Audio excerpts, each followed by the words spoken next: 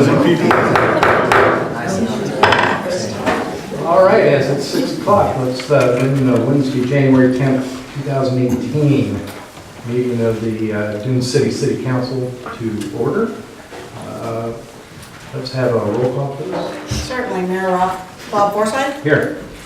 Council President Sheldon Meyer, Councilor Duke Wells, Here. Councilor Robert Orr, Here. Councilor Alan Montgomery, Here. welcoming Councilor Susan Snow, and for the record, Councilor Mallon is absent and excused. Thank you. Would you all please join me in the pledge of allegiance? I pledge allegiance to the flag of the United States of America and to the republic for which it stands, one nation, under God, indivisible, with liberty and justice for all. Thank you. This time, I accept a motion to approve the agenda. Motion to approve the agenda. Second. Any discussion? All in favor? Aye. Opposed? Hearing none, it passed. Accept a motion for the consent agenda. So moved. Second. Any discussion? Yes. Councilman Orr. Yes, thank you. The minutes from the last meeting of the council on page 5 toward the bottom, where it reads, he went on to explain, well, let's see, SCWD would be using .078 CFS, and then later in that paragraph, it says .78, and I believe the intent was, I think that's a typographical error, I believe that should be .078 to match the other one. Do you see what I'm looking at there? Yes. Yeah, that was. Thank you. Yeah. We did have an amended bill to the session. Excellent. So With those changes? I'm sorry? Oh, yes, thank you. We have them. With those changes, do I have any further discussion? All in favor? I, Any opposed? Thank you very much. Announcements. Happy birthday wishes to Susan Snow. Thank you very much. December 20th, was it? Or January 20th? January 20th. So we caught you in time. Excellent. There'll be a goal setting meeting has been set, City Council for Tuesday, February 13th, 2018 at 4 o'clock. Everybody's invited. This meeting will be, has to do with road maintenance, is that correct? No, the goal setting is your Oh, goal. the goal setting is ours, that's right. Right. Where's the one for the? Just below See, that, oh, at just 6 below, I o'clock, jumped yeah. ahead, okay. And after the goal setting meeting, there will be a 6 o'clock, there'll be a town hall meeting. Everybody's invited. That meeting will be about road maintenance and what you would like to see done and not done throughout Dune City. We need your opinions on that to determine where we want to best spend the money that we do have for those things. So please feel free to come to that. And that will be a town hall setting, so we'll have dialogue coming from you. Please bring your notes and things like that that specific would be very helpful to certain roads and those things. So, and we'll have everybody here. Hopefully, we'll be able to answer your questions, or if not, we'll be able to at least address that. We'll go out and look at whatever we need to look at. So that I like town hall meetings; those should be fun. We actually get to converse. All right, citizen input. We have some this evening. Yes, we do. Excellent, thank you. So the maximum time we're going to spend on this is 20 minutes. Each speaker has 3 minutes, and we'll try to keep it to that point, if you would, please. Yes. Excuse me, Mayor. I understand that one of the people who signed up is actually with regard to old business item A. I'd like to speak on that. So, Yeah. When you sign up to talk to us about anything that is not on the agenda. I had them sign up because we didn't have anything with regard to the particular. Oh, I issue. see, yeah, they don't have something they Right. could check or not Right. check. All right, so, You might understand, ask if any of them that signed up have something other than. yes. So looking at our agenda, if everybody has one, when we ask for citizen input, we want to make sure that it's something that's not on the agenda that we're not going to take action to. So we could go down the roll and find out if you have something to say that isn't about our agenda items. Desiree, is that, you have something to speak on? Yours is with regard to an agenda item, right? Okay. Anthony? Nothing yet. Aaron Bowen? Yep, I do. Okay, Up here. please.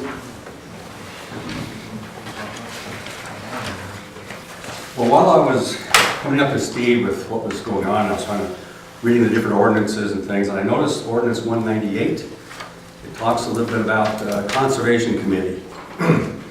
And also it's mentioned in ordinance 200. So I was understanding, I think I understand that that committee was dissolved a few years back.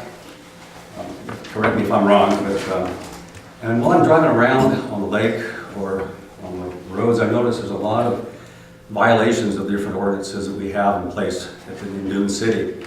What nuisances, trash vehicles, a lot of natural vegetation has been torn away in the riparian areas and things like that. And I don't know if the Conservation Committee is still intact. If it is, they need to be able to at least respond to that and see if it's actually in violation, things like that. And I know the goal of building Dune City, creating the city, was to maintain the quality of the life of our environment, to maintain the water quality, the area that we live in. We chose to move here because of that, and I think most people did. So I'd like to ask that you reconsider reinstating the Conservation Committee, or even if you want to rename it or reestablish it, especially with regard to the water quality, maybe make it a little broader, other than just shoreline. And the second, it deals with water rights, so I guess we're going to talk about that today. Thank you, Aaron. All right. John Colwell? I pass. Okay, thank you, John. David Davis? Agenda item. Thank you. John Scott? Agenda item. Where you at? What are you hiding back there? Camouflage. Sit up! Thank you, John. Ian Jarman? Agenda item. Thank you. Dale Cox? I haven't heard any of things brought up that so far, so. Okay. Dick Booth?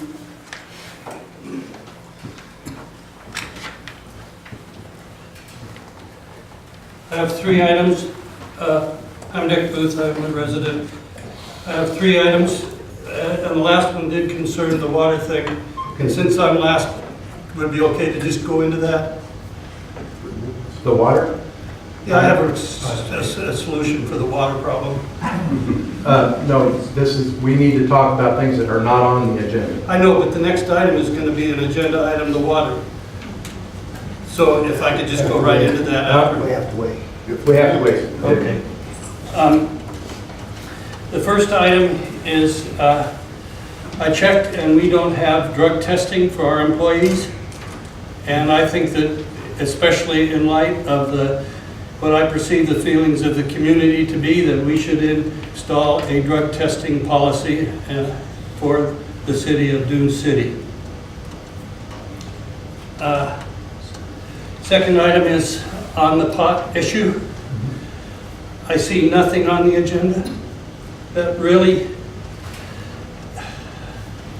I'm not happy about that, because I think that this is the premier issue in our city right now, and that the city council should be doing everything that they can to eliminate these commercial operations.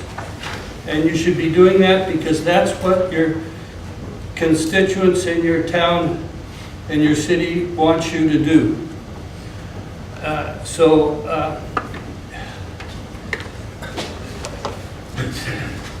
I don't know how to say it any stronger, but I'm really disappointed in the fact that you guys aren't working on that.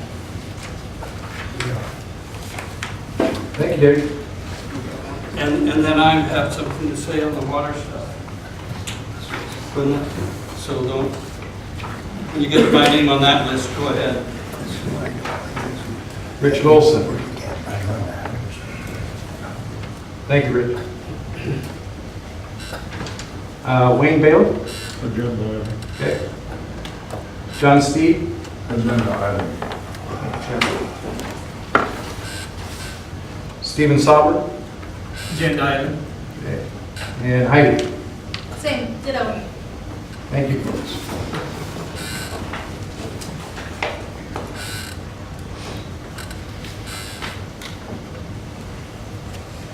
Excuse me while I make a couple notes.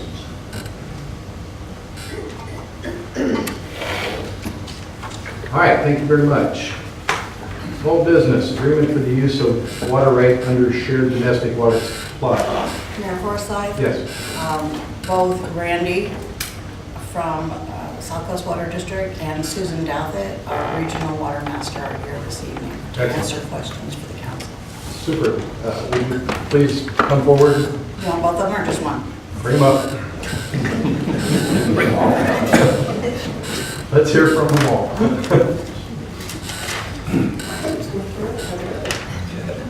That's the hot seat. You can do that. And that's the microphone, both of you have to speak loud enough for us to hear. Yeah, that one's closer to the door, so she gets that one. Thank you. Folks, we have questions?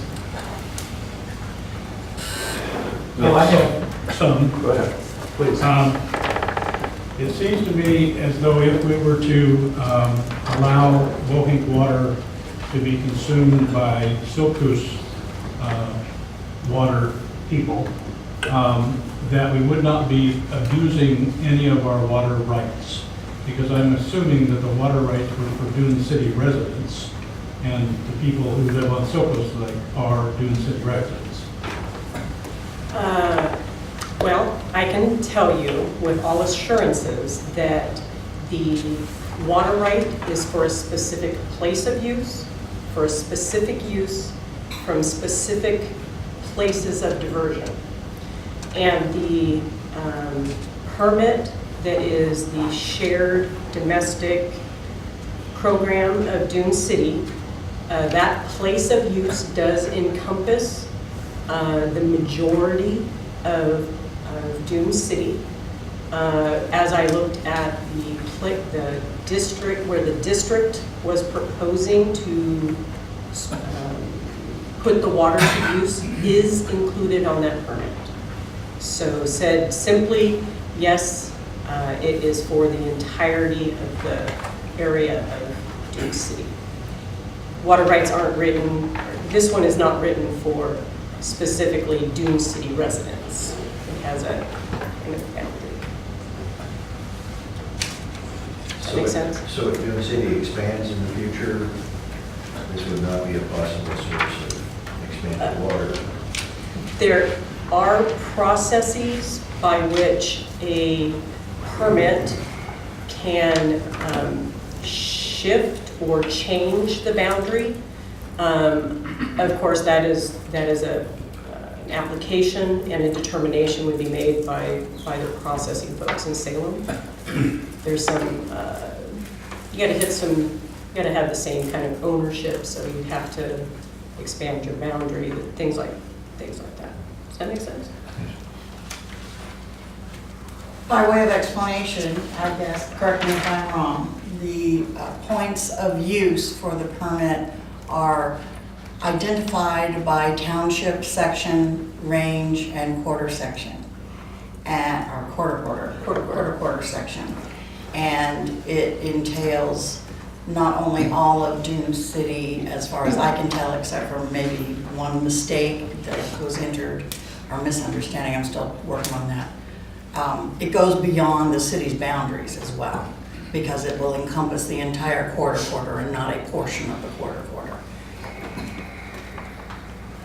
But if the population of Dune City, not the geographical boundaries, but the population of Dune City increases, water can continue in increasing quantities to come out of Wohink?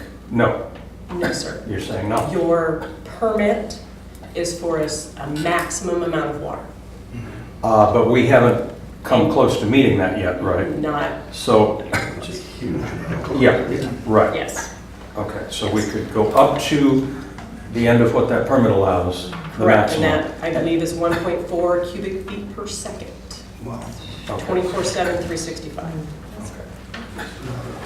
Yeah. That's a lot of water. Am I understanding correctly that if we were to allow point of diversion on Wohink, that I think has already been granted, for the South Coast Water District, not that they've been granted it, but the development that they're trying to hook up with? It seems to me as though the same amount of water that people are consuming from Silkus would be consumed from Wohink before it goes into Silkus. So I don't see it as an increase in water usage, period. You know, again, I would point to, you have a right to 1.4 CFS Yep. from Wohink, And we're not getting close. and you're not close. So there's plenty of water. And the Arjun City residents, I won't go so far as to say there's plenty of water, because that, you know, right now it's looking great, but a right to water doesn't offer you a guarantee that the water will be there. understood. Okay. Could we pick up on that point for a moment? What is I don't know how to determine what the impact is of taking an additional 0.078 cubic feet per second out of Wohink Lake as opposed to Silkus Lake. In other words, are we talking about a significant change in water taken out of Wohink to the extent that we are increasing the risk of a lowered lake level, or are we talking about a relatively insignificant amount of money, amount of water? Can you understand what I'm asking? I think so. I can say that the Oregon Water Resources Department has not studied this. So to give you a definite answer, that's not going to come until some studies are done. What I can speak to is 0.078 CFS is not a lot of water. In my simple mind, if I had a couple buckets of water and I'm taking a little bit more out of one bucket rather than the other, will there be a difference? It would seem to me, yes, there would be. At the moment, though, we have typically, I don't know if it's all year or parts of the year, water flows from Wohink down in Silkus. So presumably there is, I don't like the word excess, but there is enough water so that the water flows from one lake to the other. So if you take something out of Wohink, what I can't determine is there, and you, I believe, can't answer this for me, will there still be water flow coming down to Silkus? Do we know that? I cannot offer you any assurances of that.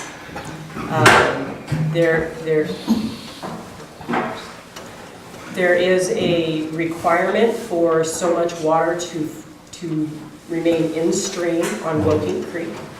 I was over here this summer and there was still water running, and that was a good thing.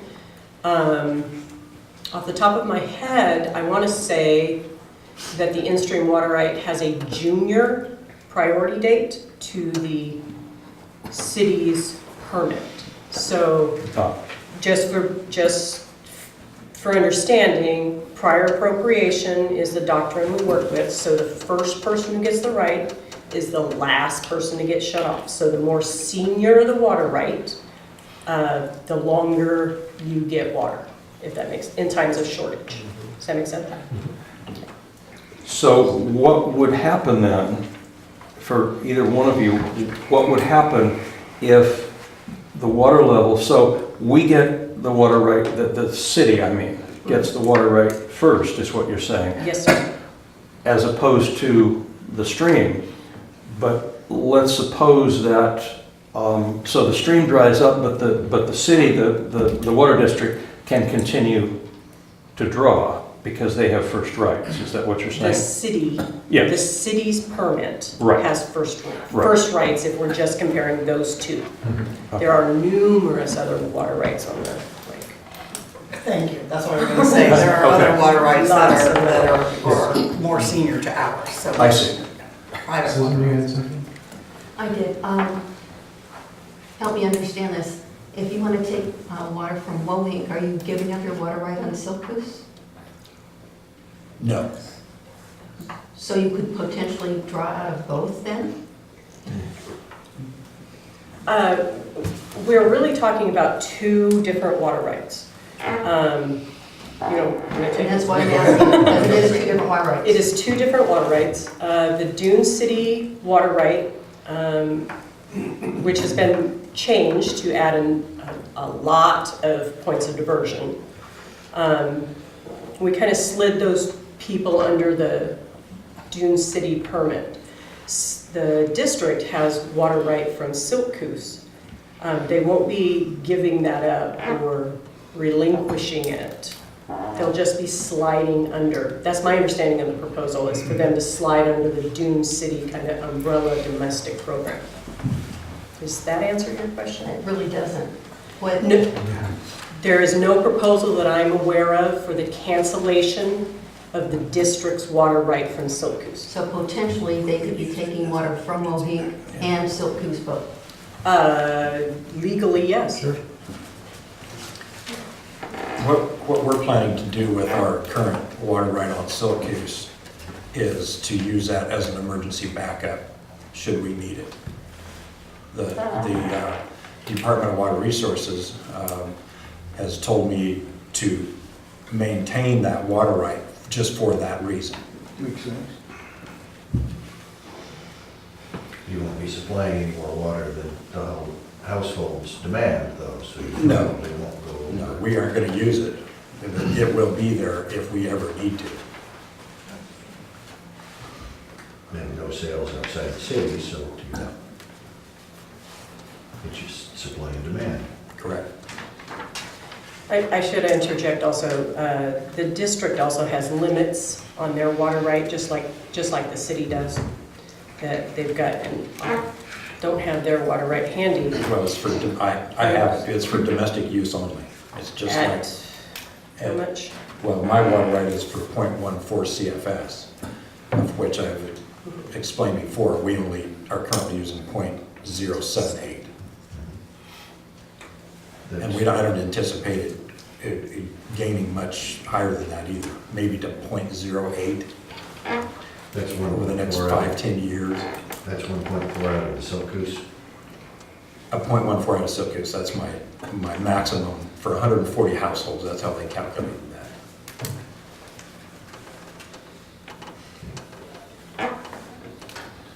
What do the studies entail? How long do they take? And can you tell me approximately what they cost?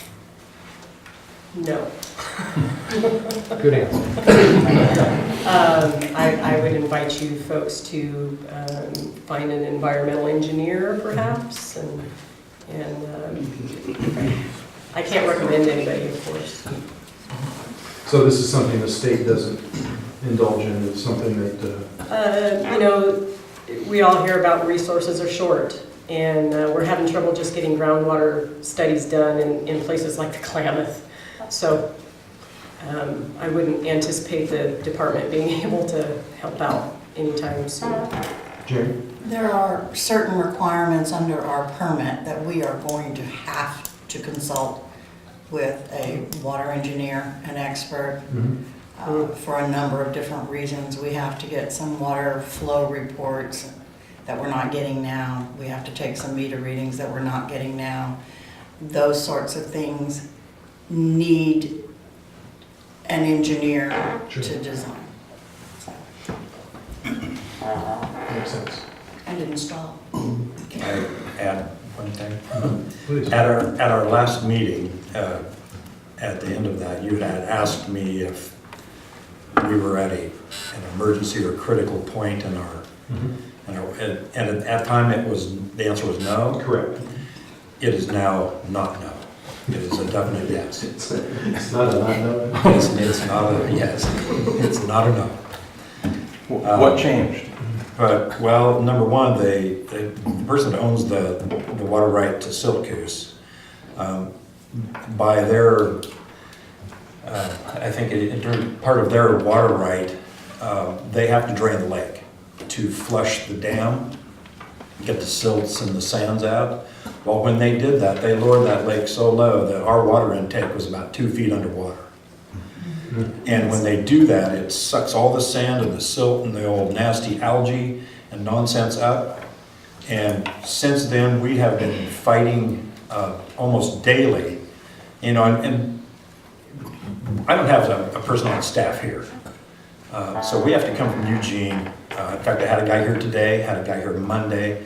So about every 24 to 48 hours, we have to have somebody come over and do an acid bath on our treatment plant to keep that thing running. It's a very time-consuming and expensive, something that we're supposed to do once a month, cleaning our plant. And we're doing it every other day. So the lake level is now back up. And we were hoping that that would change, but it hasn't. It's got our plant absolutely plugged up. And you do that for quality purposes? Absolutely, yeah. We're supposed to maintain a 0.04, 0.03 NTU, which removes, everything out of the water, all viruses and anything. It's really difficult to maintain that quality of water when the quality of water coming in is so horrible. Is that a state requirement? It is. Could we follow up on that for a moment with Susan, or one of you? This was, we haven't been here all that long, but this was the lowest I've seen Siltcoos Lake. And I know that there was a change in ownership of the dam. So what happened this time that caused it to go lower than what I believe has been a low point? Because at this time of year, my recollection is it builds higher and higher. So our lawns are flooded, some of us who are on Siltcoos Lake. So that doesn't appear to be happening. What's going on? Can you respond to that? I can't tell you why they lowered the lake that low. I'm not part of that process. You just wish they hadn't. Absolutely. Yeah, it costs a lot of money for us to maintain that every 48 hours. I can speak to that a little bit. Okay. They ran into a few maintenance issues recently. And after the flush that was mentioned, we hadn't had much rain. And that is unexpected. The owners seem I have had good response from them anytime I've called or said kind of what's going on. I was pleased when I went by and saw what level we were sitting at today. So there is always room for improvement on everyone's part. And I am anticipating a better year next year, I hope. It's a tough thing, you know. Dam operation is not easy, and especially when you haven't done it for years and years and years.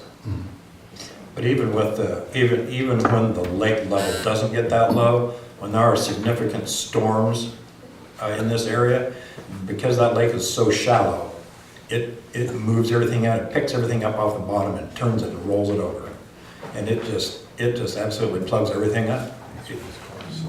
I wish it didn't, but I have no control over that. I believe there was a maintenance issue with the dam also. One of the gates wasn't working properly and a lot of water escaped. Oh. Yeah. The other There's also a motor reason that went is down. they like to let that water down for flood control also. Sure. So, because there's been a lot of damage done to properties when the water gets so high from their dam not being regulated. It's kind of like the Corps of Engineers. They let their water out every year for flood control. That's what those man-made lakes are for. Yeah.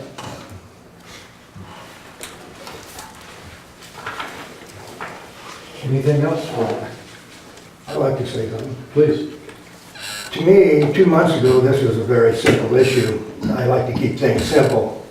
Water doesn't belong to Dune City, it belongs to the state of Oregon. We have a permit to use that, and that permit grants water use by all the residents of Dune City. It doesn't matter where they were getting it. Those 85 other residents are entitled to have the same water that I have. And I was ready to vote on this 2 months ago. We needed some clarity. Some folks haven't lived around here as long as I have, and they wanted to have some education. I think that's been afforded. And I know the water quality from Silcoos Lake to Woink Lake is like night and day, and I believe that every citizen in Dune City has the right to have good, clean water for their families. Amen. That's all. I did have one more question for the Water District. Is this how do you come to be the proprietor of this Of the water system? operation? And is this something that was at some point bid out, or do you, how did you come by this role? Back in 2000, there was a previous developer that put in that water system. Well, there was one even before him, Bernie LaForge. But there was a development of that water system, and it wasn't operated under the standards that the state had laid out. It wasn't in compliance. The quality of water was poor, and the state of Oregon actually came to me and my ex-partner and asked us if we wanted to take over that system. And in doing so, if we said we would take that over and bring it up to drinking water quality standards, they would drop the civil penalties and fines that were being imposed on that development. And so that's how we got involved in this. So we took our own monies out of our pocket, no state funding at that time, and started developing and bringing the system up to drinking water standards. We've since then brought it up to higher drinking water standards, and which is where we just keep progressing. You know, this is our next step to bring them to as the high drinking water standards as we can get. So that's how I became to be the owner. Thank you. So to clarify, it's completely privately owned business. It is. Thank you. And if anybody's interested, I'll sell it. I'll bet. Any other questions for our visitors? Nothing? Thank you, folks. Appreciate it. Thank you.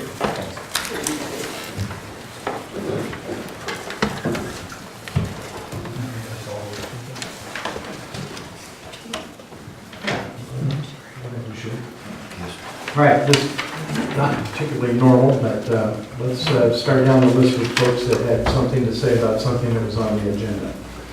Denise Schultz, or is it Denise? I'm sorry, Desiree? I would like to pass for a little bit. Okay, sure. She wants to Anthony? come back, but Anthony? I'll pass it for just a little bit. John Caldwell? I'm passing. David Davis? Well, I'll pass. John? I'll pass. Hyatt? Yeah, I don't know what the passing thing is, but I guess I might miss Come out on on up. a good opportunity. Don't be afraid. Hi. Watch the clock. Hi, my name is Ian Jarman. Thanks for hearing me tonight. I live at 5222 Hilltop Drive in Silcoos Heights. Silcoos Heights, if you're not aware, is a little bit different for Dune City. It's a little more compact or dense housing. My house was built in 1968, and a lot of the other houses are built around that time too. So what it represents is affordable housing for families. And I'm afraid, or sorry, that more of my family age neighbors are not here tonight, but they're very busy, as we are all. So we have children in the neighborhood. We have many households. These houses are small, 1 or 2 bathrooms, and as you've heard, the demand that we have for water is pretty modest. If any of you have been fishing in the last few years on Silcoos Lake, you know that you can't see more than a couple feet down. You see the green gunk in there. I'm not a scientist, but right before we bought our house in 2010, we just had the big toxin bloom and whatnot. And I wasn't fully aware of how everything worked at that time. We just found a house that fit us and we could afford. Since then, I always keep, one eye open on the water quality, and I just wait for that phone call that says, hey guys, you gotta stop drinking the water, stop bathing in it. Fortunately, it hasn't happened during our time there.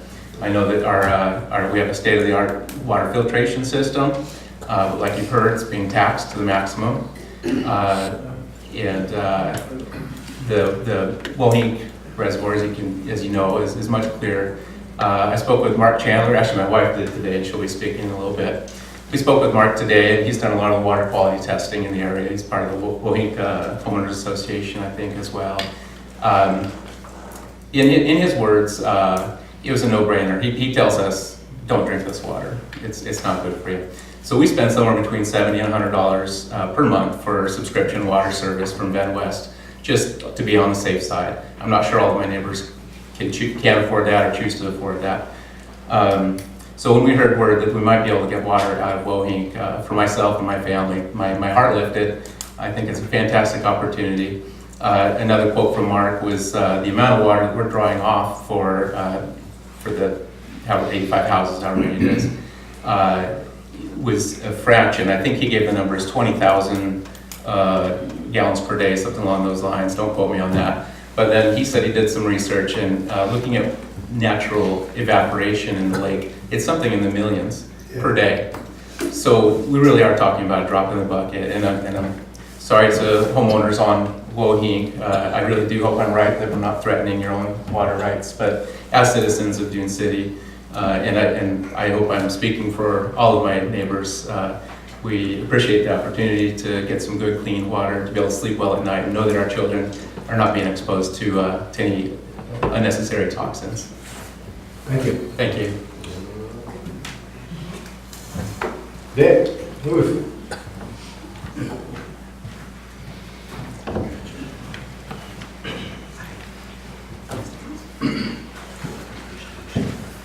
Dick Booth again, I'm a resident. I live on Silcoos. We use Silcoos water. We drink it some, we also buy some bottled water. I have no axe to grind in this situation, except some of the residents are my friends. The Silcoos water is just fine as far as I'm concerned. We intend to keep using it. The bottom line is, like Duke said, the comprehensive plan for the city states that the water rights, the 1.4, are enough for 25,000 citizens, and that they will not substantially affect the amount of water in Wohink. So, as far as I'm concerned, I think that if these people want to spend the money to run a pipe down from Wohink, they ought to be able to. And I think that the Wohink people ought to be good neighbors and let them do it. Thank you. Thank you, Dick. Dale Cox? I haven't heard any issues about why I'm here. I'd kind of rather wait and see what happens. Thank you, Dale. Rich Olson? All right. Wayne Bailiff? My name is Wayne Bailiff. I'm very hard of hearing, so if I miss something, I'm sure you'll be happy to correct me. Join the club. Councilman Orr had asked the question, what will be the impact if they start pumping water out of Wohink? The Water Master's answer was that it has not been studied. Further, I think later on in the conversation, I heard her say that it's not likely to be studied because environmental impacts, because of restraints on budgets, are not being done as often. That would be what I surmised from what she said. I think we're talking about, regardless of where you live, I think we've got two Great Lakes, both of which are watersheds, and both of which, by making any kind of a change, and this could be a major change, could change the whole biology of these lakes. And without some kind of an impact study, I think we're really treading on very, very thin ice here. I think there are places and people within the state organizations that can do this kind of an impact study. And if the impact study turns out that it really doesn't have a major effect on either one of these lakes, then I don't think anybody is going to argue that the water rights should be transferable to whoever would normally fall under those water rights. But if there is an impact, and there very well may be, then I think we want to be really, really careful about what we do and make decisions that can't be reversed. Thank you. John Steve.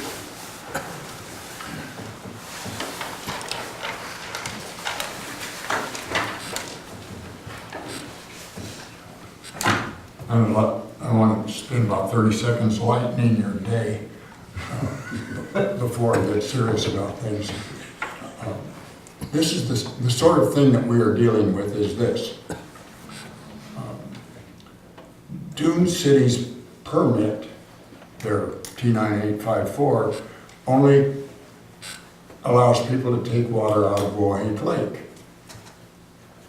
There are some people who live on Little Woahink Lake and are pulling water out of Little Woahink Lake.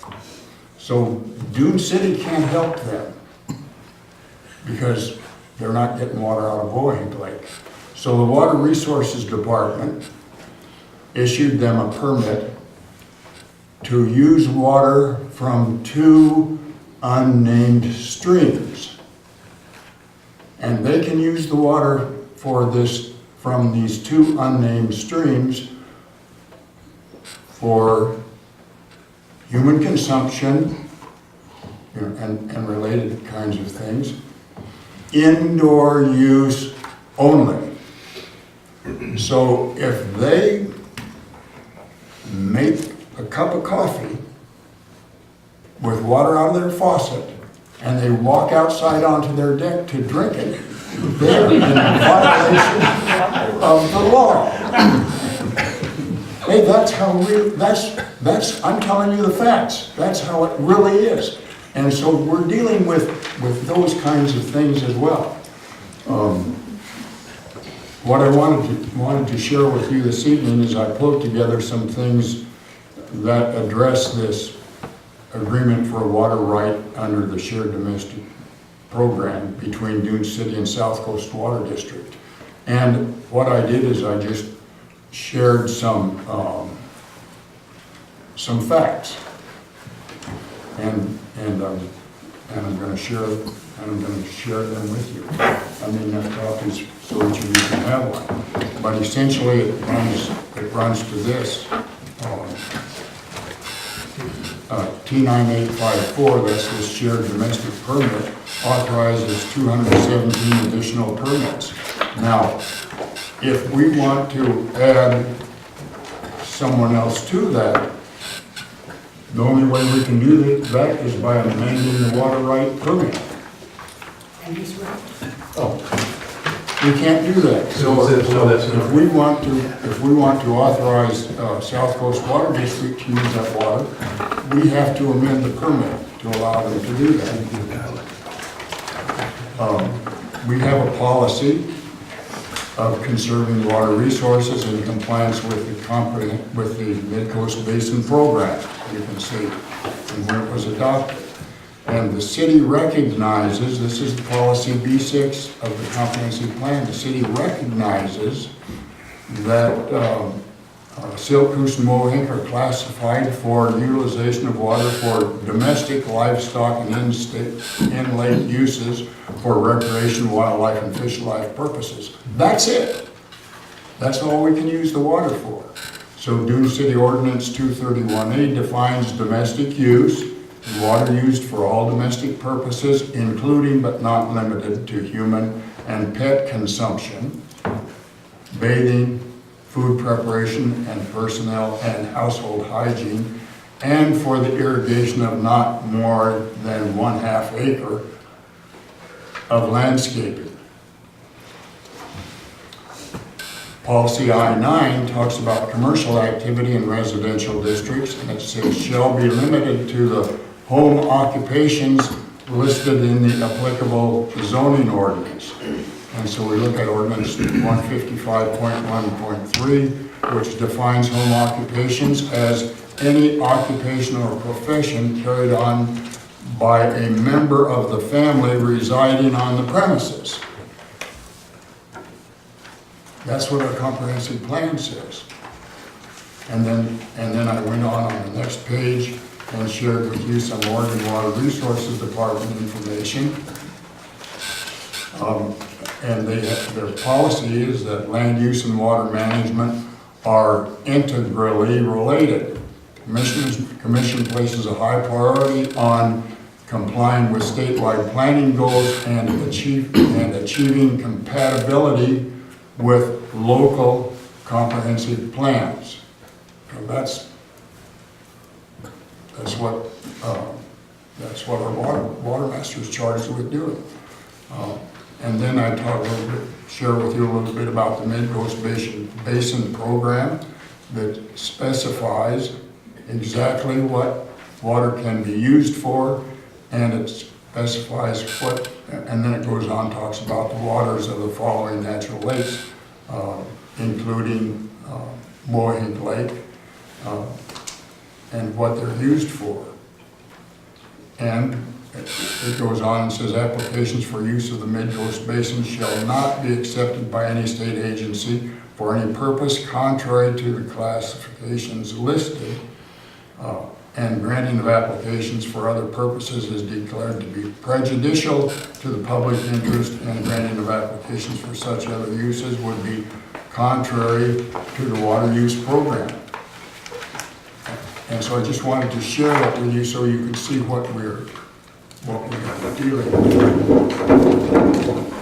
I don't know if y'all, I noticed that a couple of copies I had are not good copies. Did everybody get a good copy? Yeah, that's fine. Thank you, John. Yes. For the record, we didn't. For the record. Thank you. Okay. Yeah, let's make this part of the record. That's good. Dale Cox, I skipped over you, did I? Or did I call your name? I called your name, John. Steve Sullivan. I'm going to defer to. Okay. And then Heidi Turner. I'll go.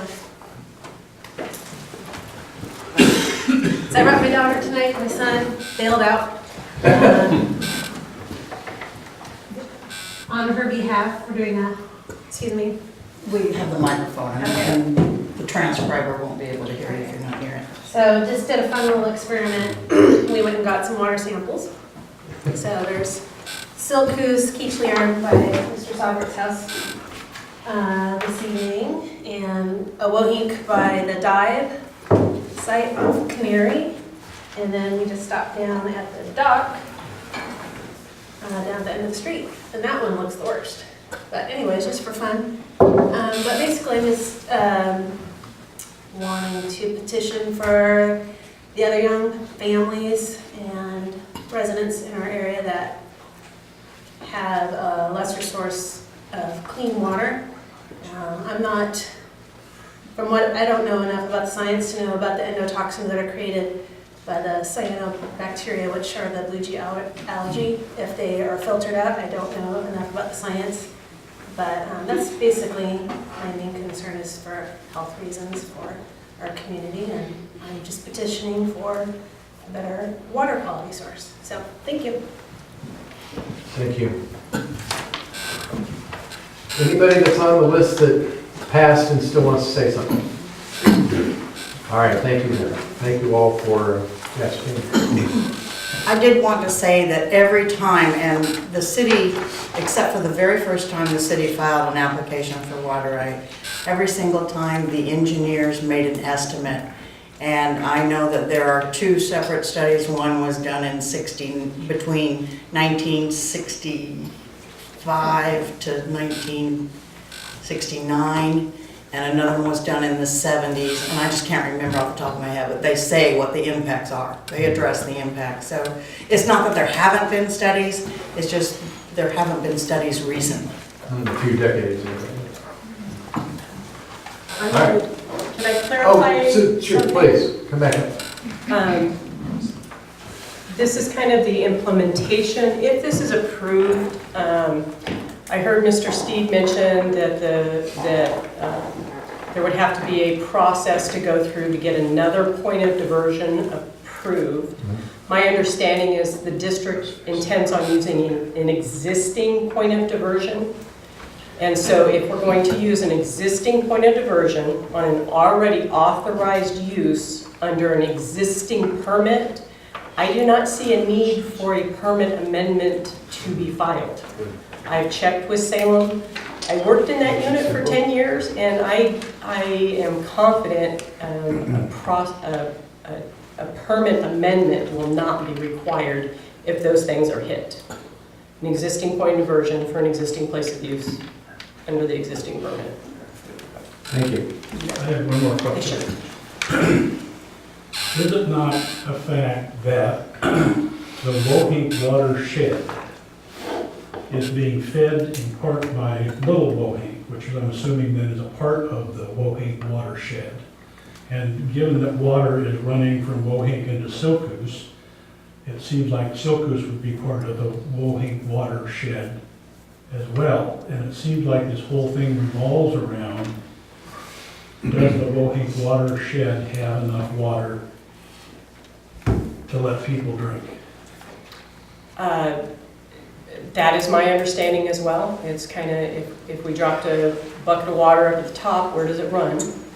And that's what we got. I believe there's also some other sources. I read or heard recently, and I believe this may have been from Dr. Toma, that Wohink may be aquifer fed, you know. It is. So, For sure. so, you know, that's, so when you're talking about supply, Thank you. Thank you. Anyone else? Questions? No, thank you. Discussion? I make a motion that we approve this. Second. There's been a motion, and it's up to approve, and has been seconded. Any further discussion? Hearing none. All in favor? Aye. Any opposed? It's passed, thank you.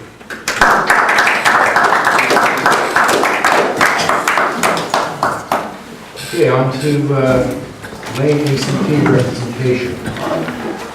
This is something that, as we moved our meetings to Wednesday night, we overlooked the fact that we would be running up at the same time frame and everything as of the Lane County ACT. I think it's important that we find some way of getting to that. Yeah, we'll wait just a second until the president is coming down.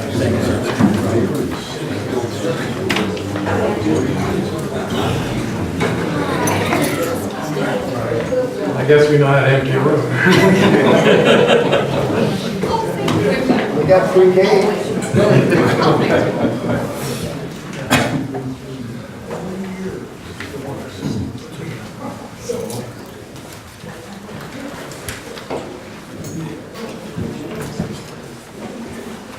All right, back to Lane ACT representation.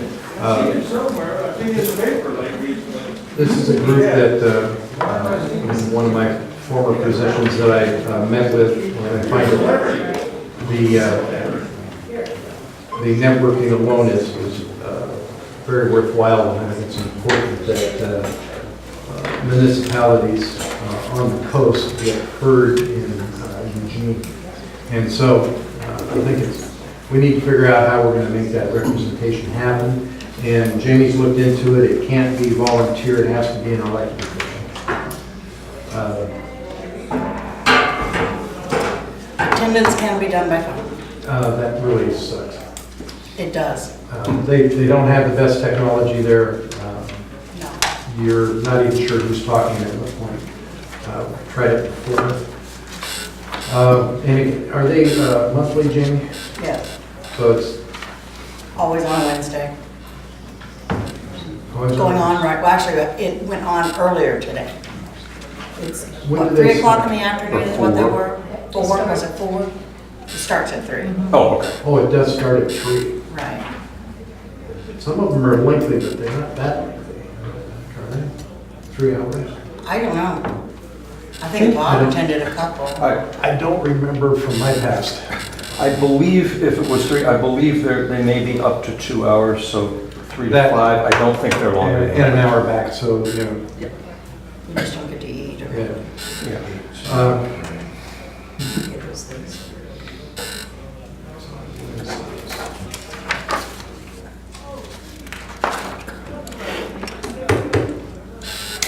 I don't know.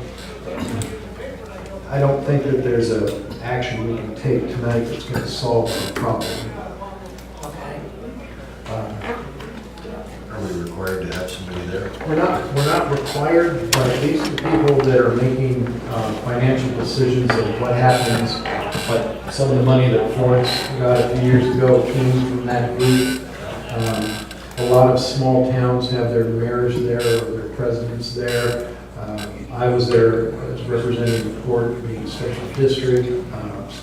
Fire department is there, which is a special district. So there's probably 30 to 40 people there, it seems like anyway, on a monthly basis, talking and preparing how to spend primarily ODOT funds and different issues that affect all of these, you know, everywhere from college growth to special interest groups like 126 East, things like that about the roads. And so it really is an interesting group of people.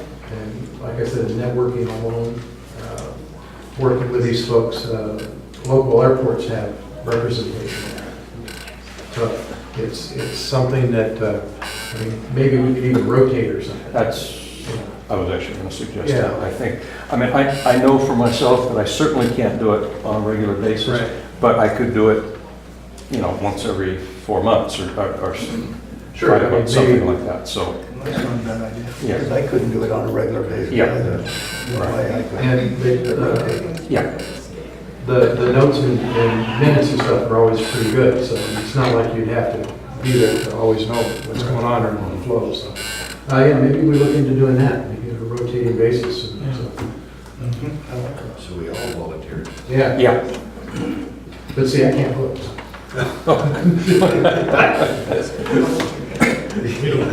You don't get my vote, oh, that's true. Yeah, let's see what we can do, get us some actual times and things, and then let's set up a routine. Okay, who wants today? It's over. Right. Also, Everybody volunteers. yeah, we can do that for us, Jim. See what their actual times and everything are, and then we can email around and we'll see if we can. I'll get a schedule from Brenda and sometimes they move the meetings around too, so. Yeah, they do, so. yeah. On an annual calendar where you know what's ahead. That's right, yeah, the Whittle bodies. We'll let them rotate over here once in a while. That's nice, we'll listen by them We'll here. offer the venue. There you go. All right, thank you. I think that's a good idea. A request for approval of expenditures of funds for the city council sound system evaluation improvement. Right. I suppose I should have written something up on this last time. What the proposal was is permission to have them come over and do an evaluation. They estimated that cost to be $500. That's just the evaluation. That is not correcting the problems. I'm in the wrong business. And so I spoke to them today or yesterday, and I said, is there anything we can do to bring that cost down? And he said, well, I have to go over there anyway for another entity, so we'll just split the cost of the travel time, which is good. And so he'll be coming next week to look and see what we have and what we might need to fix it. Aside from, I think anytime we rent the building, we're gonna have to remove the microphones Yeah, because they keep getting broken. makes sense. Well, so we can do not to exceed $500 and everybody's happy for them to come over and, That's what I'm asking for, is permission to do more than I'm allowed to approve. yeah. Need a motion or just, I would prefer to have a motion on the record, Okay. yes, please. All those in favor of spending not to exceed $500 for a sound system evaluation, which we obviously need? Aye. Aye. aye. Aye. All right. So approved. Did we have a motion? Oh, there wasn't actually a motion. Yeah. We just did it anyway. We did it. As approved. That was the mayor asking. That's right. Right. So, Yes, who extensively made the motion? Aye, made. he did. I could hear him. Who seconded it? I did. Thank you. Or volunteers. Now, how is everybody hearing us this evening?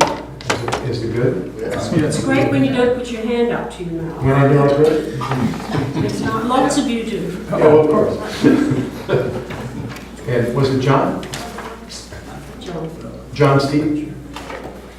Yeah. Yes, you said you were hard of hearing and I was like, I just get about 10% of what you're saying. oh. You're lucky. It's not good back here. It's not good back there? No. Okay, good, all right. No. So, yeah, it sounds like a good thing we're doing then. We have to. Yeah, We all have right. to. I'm hard of hearing too, and I have a hard time hearing. It would be And I'm nice sitting right if it was here. louder, that'd be great. Okay. Yeah, if it could be. Yeah, that's what we're trying to achieve, is to get something that brings it all into. Sometimes being hard of hearing is an advantage because I repeat myself and so it's working. Okay, Dune City Triathlon Duathlon.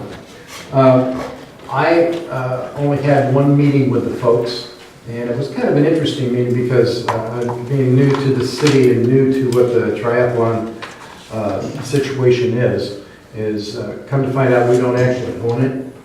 This is an outside entity that uses our roads in our area to run their triathlon. They didn't seem all that enthused about trying to change any of the terms and conditions because we don't even actually have a written agreement to find out. Which, if we continue to do this, we definitely have to have a written a contract with these folks. But as it stands right now, we don't. We're coming up on a date of when? May 12th. Yeah, May 12th.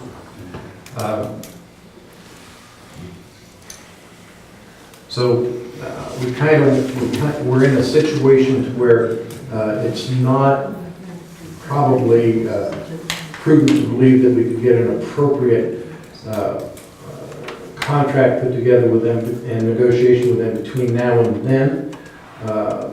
But we need to have one before we do any more. But then the question is, do we go ahead as we are right now on a handshake deal and move forward with the May 12th one with the city's involvement? Jamie, could you give those of us that are new to this kind of a Reader's Digest version of what we go through to put on this triathlon with this company? A lot less than we used to. We do handle the volunteer sign up. That's the biggest thing that we do. And we do send out requests and because right now the handshake deal is whatever sponsorships we raise, we get half of. It is to our benefit to go out and drum up sponsorships. So we do that, and then Rapunzel has been real good at keeping track of the volunteers, making sure she has the database as people sign up to be a volunteer, letting them know when the training is, all the things that go with it, getting shirt sizes, all of that goes with it. And she would have to tell you about how many hours she thinks she spends, but she's also a Dune City resident, so she does volunteer a lot of those hours. Okay. It's about 40 hours every year to organize the volunteers, and I volunteer all my time. Excellent. Okay. Wow.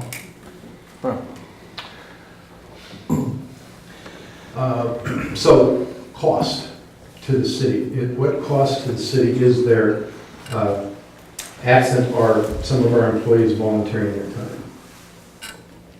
Well, and some of them don't volunteer their time, sometimes during business hours, especially with regard to the sponsorships, the sending out the letters and the follow-ups, That makes sense. and then the billing and the collecting the money. We don't have any costs associated with it anymore. We used to do advertising with the radio station and with the newspaper, but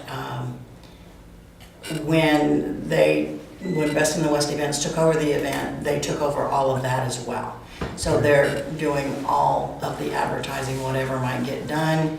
I noted this year that they did not buy an ad for the calendar like we had done in the past, but we don't spend anything anymore.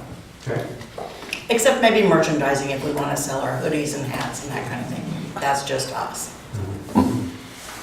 And so that's it, then we're not really spending any. Other than some office staff time.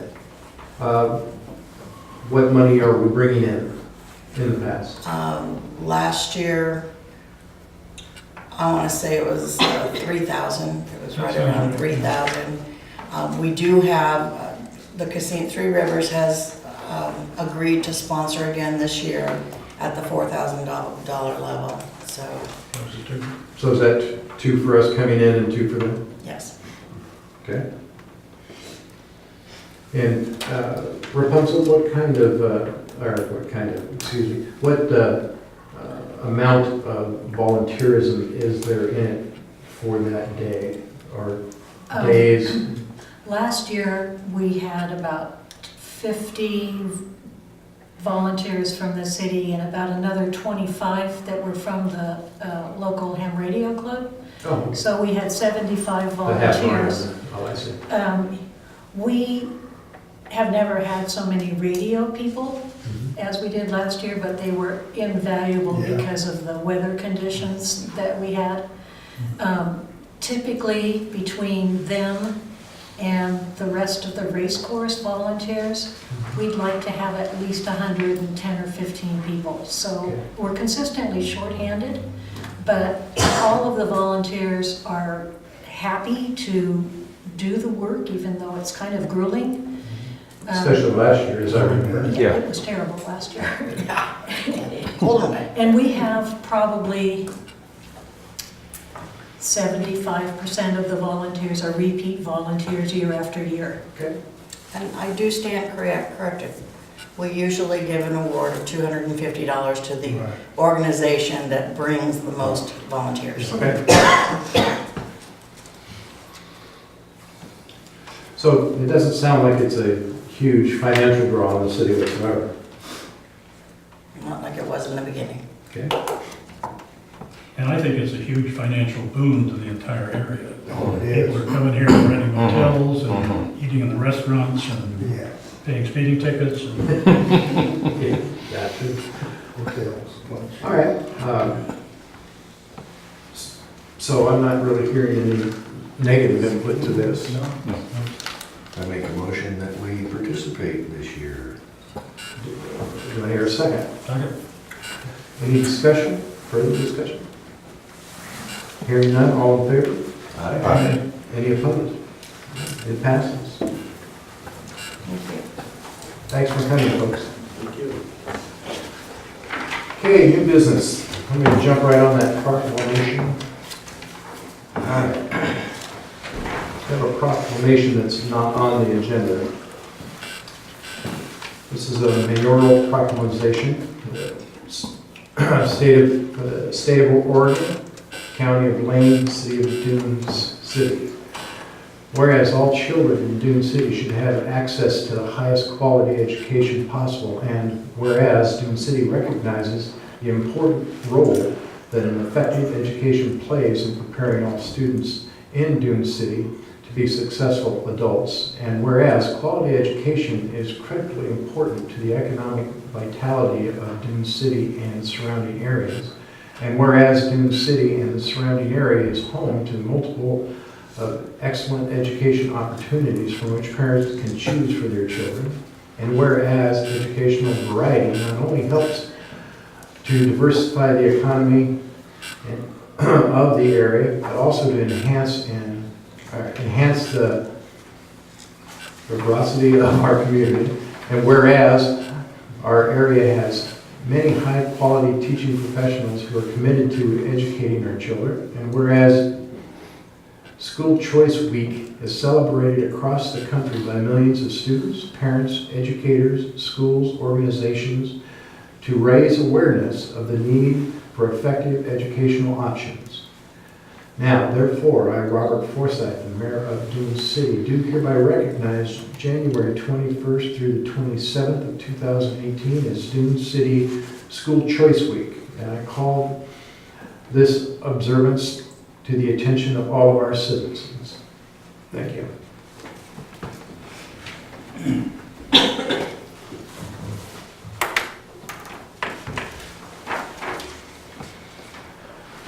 Okay, this time of year, we elect a new council president. This is by the board. Presently, it's Councilman Sheldon Meyer. And would anybody like to take over that position? Sheldon, would you like to keep that position? What do we have to say on this subject? I don't mind being in that position, but I would certainly allow anyone else who wanted to become. I like him there. I don't see anybody jumping up and down. I vote for Sheldon. All right, Sheldon is our man. No change. Good. Don't have to mess with the signature card.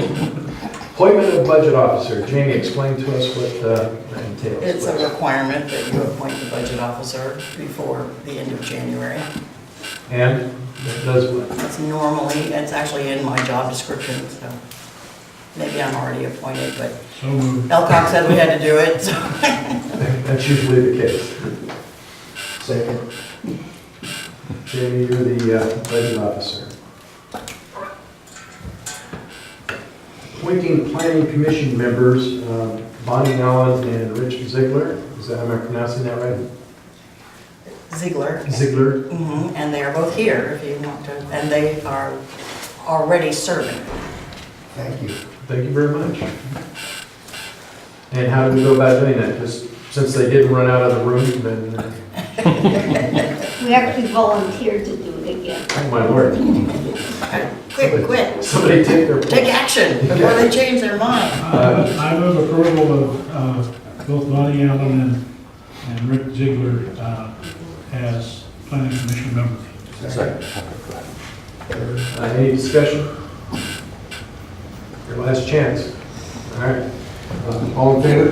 Aye. Any opposed? Thank you. And thank you again for spending your time and effort to do so.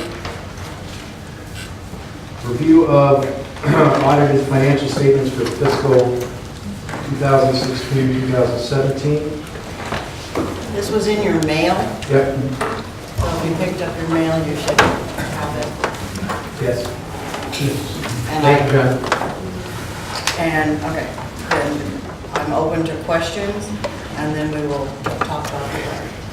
I read it myself. I don't know if you had a chance to, but it reminds me of the port position. There were some minor issues. Most of them are, everything's significant, but nothing was significant to the auditor.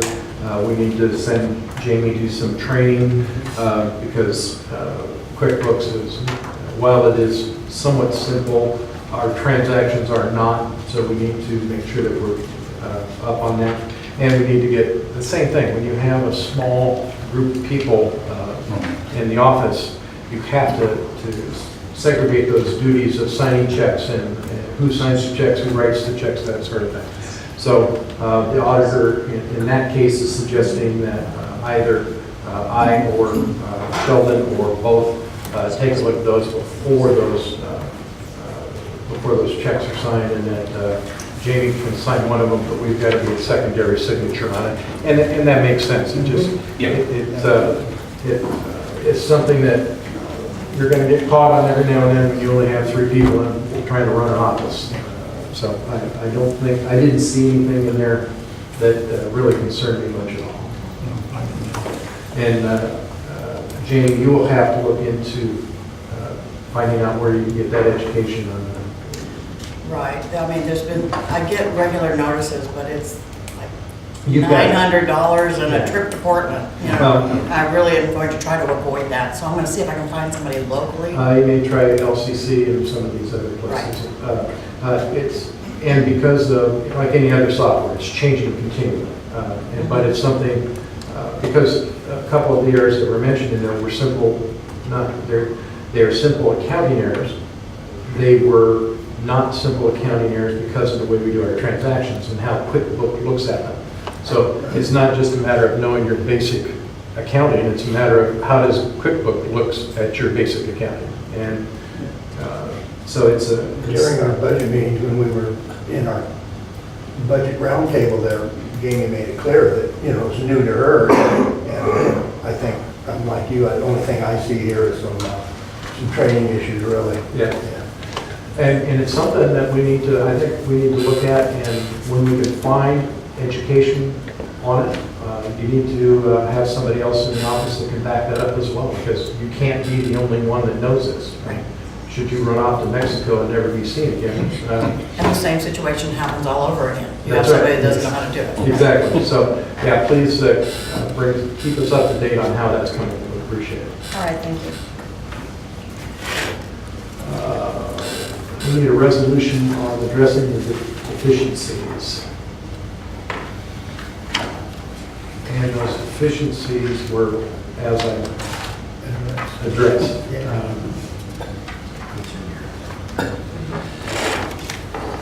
So, how do you do a resolution to resolve deficiencies that we're talking about? I move approval of resolution series 2018, dealing with what we're just discussing. Ready? Yeah, Good. Was that a motion? Yes. Yes. Okay. Second. All right, all in favor? Aye. Any opposed? Thank you very much. Sorry, I need to pull that up. Authorization to purchase a new boat battery from Jerry Curran, who voluntarily uses his boat for water quality testing purposes. It has for many years. Yes. They all went to his house to get in the boat, and the boat wouldn't start. I don't know Jerry, nor do I deal with Jerry, but I assume that, like anything else, if we're subcontracting it out, we're going to pay for him to do it. So if he's not actually getting paid, I think a battery is probably a pretty cheap form of payment for someone that's been doing it. Agreed. Hey, do you need a limit on how much the battery should be? Well, I'm not talking volts, but. Good point. I believe that the price of the new boat battery will be within my limits of approval anyway, but with concerns swirling around lately about staff, I thought I'd better bring it to you to be sure. Sure. Good question, though. What is your signature authority? What is what? Your signature authority. How much can you Oh, signature? I can go 250, Yeah. $250? All right. Yeah.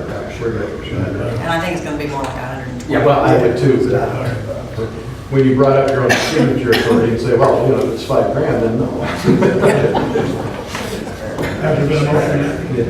No, go ahead. I move approval of a new battery for our water quality testing purposes. Not to exceed James' signature. Second. Any discussion? All in favor? Aye. Opposed? Hearing none, it's passed. Ordinance correcting our severe errors in ordinance number 206 adopted on July 9, 2010 regarding business licenses. The first reading. Let me get to that. Basically, we put in 2010, when this was adopted, it was put in the wrong title of our code by accident. So we're just going to put it in the right title, that's all. All right. And we were looking at this Yeah. because of questions regarding other businesses that may take place in Dune City, so. Okay, so do you want to read that? by title only. By title only? Well, that's up to you guys. I'm sorry, I didn't give you. Title a only, since it's in your book. Yeah. All in favor? Aye. Opposed? All right, thank you. And we have to open a public hearing? Actually, you do, On because that it's an topic. ordinance. All right. So so we have to adjourn. Did it this get one. read by title only? Yes, it did. Yes. Okay. So then we have to adjourn this meeting to open Yes, up a to public do the meeting. public hearing. All right, then at 7:21, this regular meeting of Dune City will adjourn and reserves the right to reopen after a public hearing. So at 7:22, we open a public hearing on ordinance correcting subscriber errors in ordinance number 206 adopted July 9, 2010 regarding business licenses. Is there anybody that would like to speak to that? All right, hearing none, then we adjourn the meeting, public hearing meeting at 7:22, and reopen the city council regular meeting to continue with old business. And I move that we pass the ordinance correcting the scrivener's errors in ordinance number 206, adopted July 9, 2010, regarding business licenses. Second. Any discussion? All in favor? Aye. Any opposed? Hearing none, it passes. There is no executive session.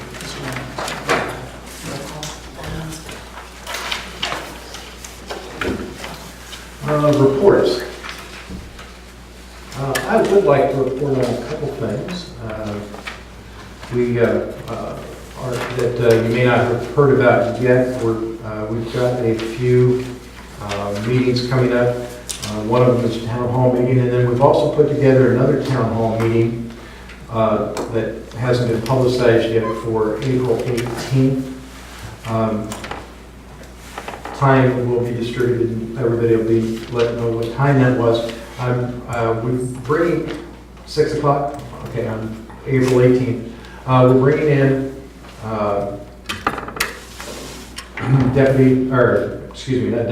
Sheriff Trapp from the county. I don't know the gentleman from the state yet. Sergeant Michael Brewster. Brewster from the state police, and Tom Turner from Florence for a town hall meeting so that everybody can meet them and ask them questions about security, time that it takes for them to come when there's an emergency, that type of thing. Cost, if we want to do something other than what our taxes bring to us, services that we get, that sort of thing. Councilwoman Susan Snow and I were able to meet with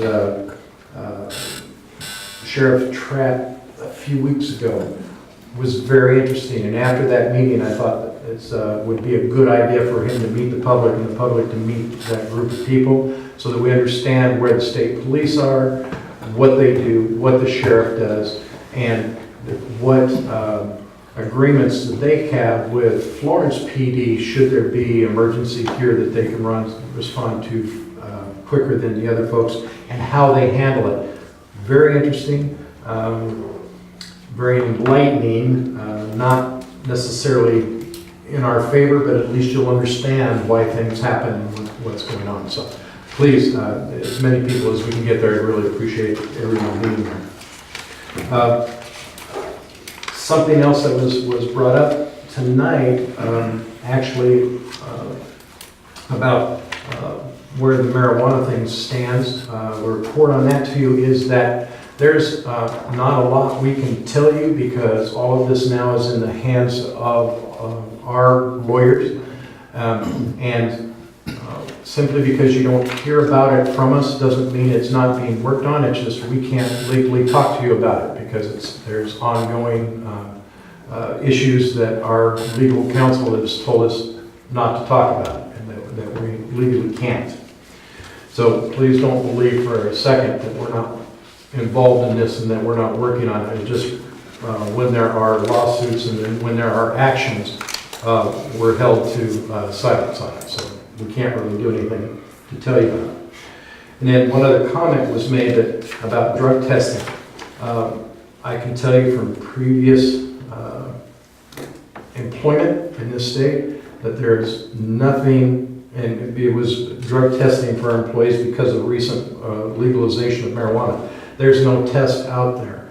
Last I heard as an employer, there's no test out there because, and there is a test out there, but there's no regulation on what levels are legal and what levels aren't, just like there are with drinking. And you know when you're drinking and driving what that level is and what you can be busted for. Legislation still has not been passed on all those topics. So to have drug testing simply because marijuana was passed as a recreational drug doesn't seem to make a whole lot of sense yet, because last I heard, there's still not even legislation hasn't been passed on what is too much, too little, and how on what stage in your system. So until legislators can tell us to do anything, I think almost all employees, all municipalities and stuff are going to be kind of behind the wall waiting for that sort of thing to come to pass. I think one quick way is how many times somebody says, far out. You just gave it your age. All right. Mayor Forsyth. Yes. We actually do in the personnel handbook have a policy on, and when Mr. Booth called the office and spoke to my administrative assistant, she said, I don't know, I don't do drugs, Sure. so I never read it. Never read it. Yes, you can have them, it just, Right. we don't know that if you ever Exactly. try to enforce it or do it, that you're going to end up in court, because there is no limits as far as we can tell yet. Right. Community Center report, Commissioner I Wells. have 3 points of interest. First one being the propane tanks have been moved to the back. Speaking with the folks that moved that, I understand, Jamie, we still have to secure them to the concrete. Yes, and I can tell you that we received notice today from the inspector. He approved what is proposed to anchor them. Okay. And so all I have to do now is call AmeriGas and they'll come out and put them in. When that's done, then we can finalize that and get our landscaping back, shape back in there. The other thing is we've already heard the sound system is moving forward. And last but not least, we have our POW MIA flag is up and flying. Excellent. Thank you. Super. Public Works, Jamie. Well, I kind of thought Richard Palmer would be here tonight, but the two things I want to announce is, of course, the town hall meeting on the roadways, which you announced earlier, which is February 13th, following the goal setting session, same day. So it'll be at around 6 o'clock at night. And the other thing is, Richard has had his son Buddy out doing some brushing. And I received an interesting email from Travel Eugene, or Travel Lane County. Someone had put a comment on their website that Buddy was the best employee they've ever met. You should be proud of him in Dune City. He was polite, he was professional, and does a fabulous job. So yay, Buddy. We're proud of it. I do hope everybody will come out for the town hall. You know, about that, I was talking with Richard, and then that's how this got going. It was just interesting to me how many things I wasn't aware that were going on. And I thought it was important for us all to sit down and listen to what Richard had to say and what he's doing, and some of the things that he's up against as far as road right-of-ways and what people, think they own and what they don't own, and those kinds of things. So I think it's going to be a good time to learn a lot from Richard. Water quality. Water quality, we've approved a battery for our boat. And I think they're scheduled to go out on the 23rd of this month. Would the words be cheaper? Probably not. Good word orders are expensive. Emergency services report. I was unable to attend the West Lane Emergency Operations Group meeting held on December 18th. However, the agenda and the packet materials are included in this packet, in your packets. I do want to thank Keith Garvey. As Emergency Operations Center Manager, that's part of my job, is that should there be a catastrophic event where the bridge goes out, that's the only time it steps in, is when the bridge goes out. But where the bridge goes out, I am responsible for getting down here, opening up the evacuation center, getting people settled in, and all that good stuff. I knew I was going to be gone for an extended period of time. I asked Keith Garvey, he's a local resident who has a lot of experience, he's retired from the fire department, a lot of training in this area, and he volunteered to be my next, to take over when I'm not available. So it's wonderful. It is very hard to do, to find somebody to do that, and I very much appreciate it. Excellent. The next WheeLog meeting has been moved to January 22nd because of Martin Luther King Day. So, and I will be attending that as soon as I figure out where it is. Okay, City Administrator Recorder's Planning and Staff Report. It was busy while I was gone. They issued 13 permits, 1 structure, 1 plumbing, 4 mechanical, 5 electrical, and 2 right-of-way permits. And all the required reporting was done and payments made to the state and the school district. New permit tech, Debbie Larson, is reviewing and making recommendations regarding the process for issuance, approval, and finalization of grading permits. There is a disconnect on grading permits. Our contract with the building department does not necessarily inspect those unless it's under a house for compaction and that kind of thing. And so right now we have no one going out and inspecting, and it's just a complete malfunction. And so we are working on a process where it's step by step, require a site plan, a site review in the beginning, figure out what we got to see what they want to do. We got to go out there with the contractor and what is he going to do, and keep an eye on it, make sure and do inspections as we need, or keep it, just regular reports to make sure he didn't come in and say, yeah, it's going to be a small grading permit, the $37 or the $25 variety, and then we go out there and there's 50 dump truck loads. So we haven't been following that very well, and we're going to start doing that. CAC met on December 21st, and the Planning Commission met on the 28th.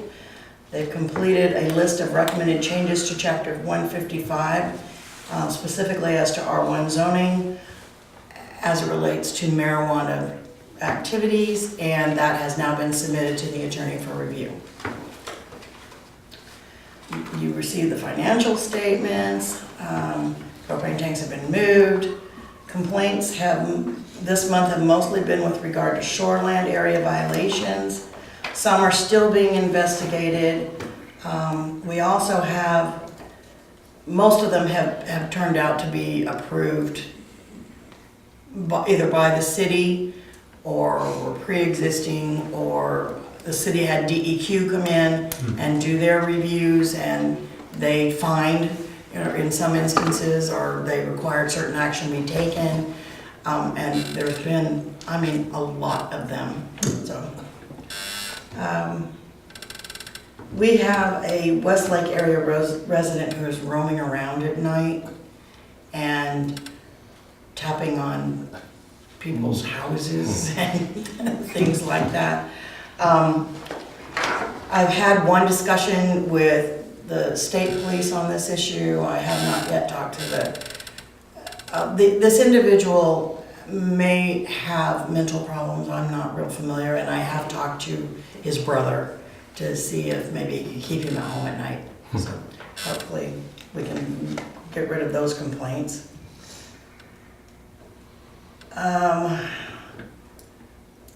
Somebody keeps taking the stop sign on the corner of Wright Road and Huckleberry.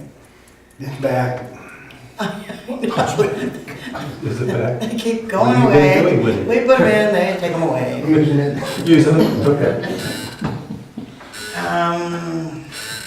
We have received some interest from the Trust for Public Lands to assist us in acquiring the property necessary for the connectivity trail. So we're working on that right now, trying to find all the details. And there's another couple of grants that came up, and we think we can dovetail them together to where it is of little impact to the city. Great. Our grant funding request to improve Huckleberry, which is part of Lane Act. They're the ones that help make a decision about these things. It was denied but added to the list. With regard to the Revis versus Dune City lawsuit, a hearing is currently scheduled for January 22nd for purposes of correcting a previously entered erroneous order. The city's public works maintenance supervisor has completed that portion of the drainage improvements to be located in the city's right-of-way, and it seems to be working well so far, but we haven't had the rainfalls that we need to really test it. If you get a chance, you should all go by, drive by and look at that. Of course, someone keeps taking out these survey stakes that go with that too, but we now have pictures, you know, every time we put them back, we take pictures again. These are some of the problems that we have with the roadways, okay? Sounds like it. An amended notice of intent to appeal the decision of the City Council as to Ordinance 245, which the marijuana ban was filed by the Catherine Cottle, and the record has been submitted to LUBA. So I don't know exactly what goes on now. I think they have a certain period of time to say, well, where is this? This should be in the record and it's not here. And I think that's where we are right now. Again, I told you with the permit check, we're going to be working on ways to improve how those things get investigated adequately.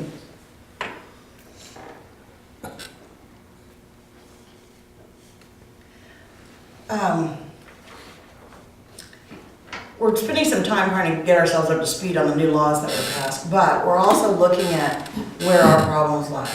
You know, someone comes to the desk and they want to do something on their property, they want to get a permit. So in the past, they fill out the application and nobody bothers to pull the file out, the property file, nobody bothers to look at anything else. They look at strictly the application, may do a site review if they feel like one is necessary, and then they issue the permit, and provided the people pay the money. Well, that's what's getting us into trouble. So we believe as a staff, and we're implementing that, and there may be needs to change ordinances, that when someone comes in to make application, say for a building construction, a new building construction, that there be a mandatory site review to look at it, so we know what we're talking about. That we have a pre-conference discussion. We have it in our code to have it, and it's not happening, where they come in and they talk about, well, what are you going to do, and you go through the whole thing, and we talk about grading, and we talk about driveways, and we talk about all that stuff. So those are new processes that we are implementing in the office now to see if we can plug up some of the holes that have been causing complaints for us in the past. And lastly, where there is something that happens and there is a red flag, something that we know is a problem that we have, as a code enforcement officer, I have issued an order with regard, and the people have ignored, that is going in the file as on a bright red piece of paper. And everybody knows now, no matter what comes to that window, you pull that property file and you look at it and see what's going on in there. And if they see the red flag or the red, they can see that, well, wait a minute, this needs to be addressed. Let's talk about this for a second. So, that's it. Thank you. Good of the order, Councilman Moore. Nothing tonight.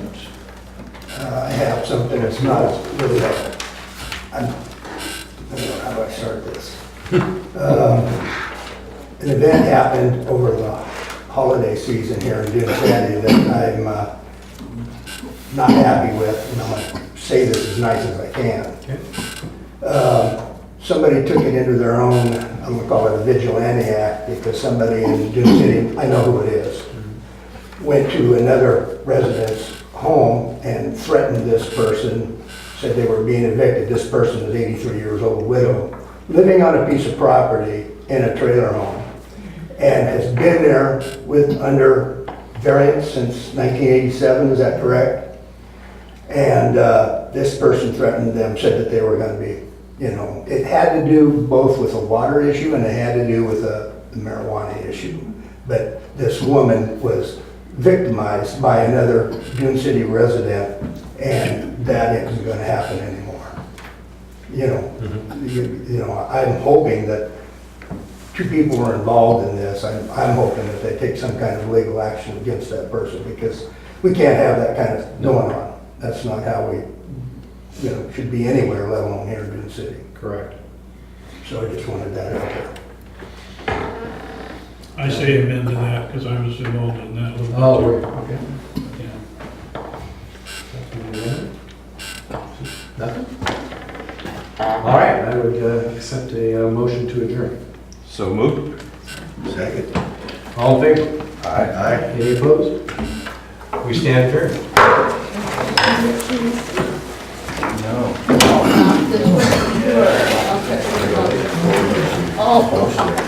Working.